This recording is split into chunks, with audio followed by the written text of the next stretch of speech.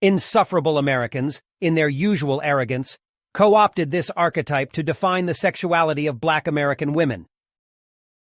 The Jezebel archetype is a persistent stereotype that portrays Black American women as naturally promiscuous and borderline sexual predators. It contrasts with the historical depiction of white women as models of self-respect, self-control, and modesty, even sexual purity. The concept of the Jezebel stereotype has its roots in European misinterpretations of African culture and sexuality. European explorers to Africa in the 17th century deliberately misrepresented African practices such as polygamy and suggestive tribal dances as evidence of uncontrolled sexual lust. These European perceptions laid the foundation for the portrayal of Black men as brutes and potential rapists, and Black women as sexually insatiable Jezebels. During slavery, the Jezebel stereotype served as a perverse rationalization for sexual relations between white men and Black women, especially involving slavers and slaves. The stereotype depicted the Jezebel as a Black woman with an insatiable appetite for sex, desiring relations with white men rather than Black men. This distorted perception justified the notion that white men did not need to rape Black women because the latter willingly engaged in sexual relationships with them.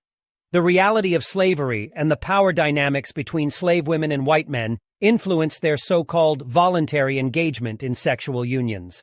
Rejecting the sexual advances of white men exposed slave women to severe punishments, including being sold, beaten, or raped. Consequently, many slave women complied with the demands of white men as a means of self-preservation and protection for their families, inadvertently reinforcing the fallacious belief that Black women were inherently lustful and desperately available to white men. To be objective, of course, there were instances where the slaver and slave shared mutual sexual attraction and even true love. Even today, it is a fact that some African women prefer European men, just as some European women prefer African men. Besides, it's really none of my business who puts what inside of who. To each their own as long as it is consensual. However, back then, the rape of a female slave was the most common form of interracial sex.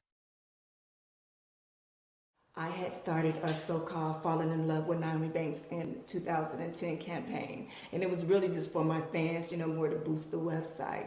But somehow, some way, more the industry actually fell in love with me. I think I was able to take my sexual ability to the next level with this. So I was able to open up a lot more.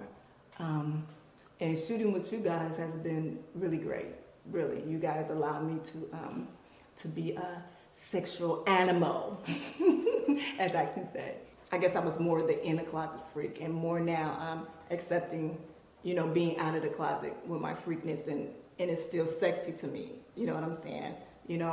With some of the movies that I did, especially hardcore, I was actually afraid to go to that next level. With the freakiness, with the gangbang and the DP, I was afraid that it wouldn't show me in a more, sexy or sexual light.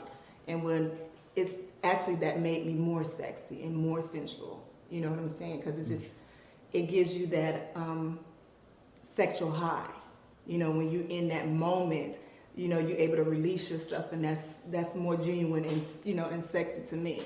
I love I love working with the guys, especially the guy I'm working with today, James Dean. He really gets it in. I just really want to do big things in this industry. I really do. As I, always say before, I want, women of color to really be seen in a more glamour, sexy light, and still know that we can go hardcore. The thing is, I love my job. I really do, and that's honest. And I hope that all my fans see it when I'm on set and I'm into it. I'm really into it. I need to get off too. I want to have a good day, good day at work.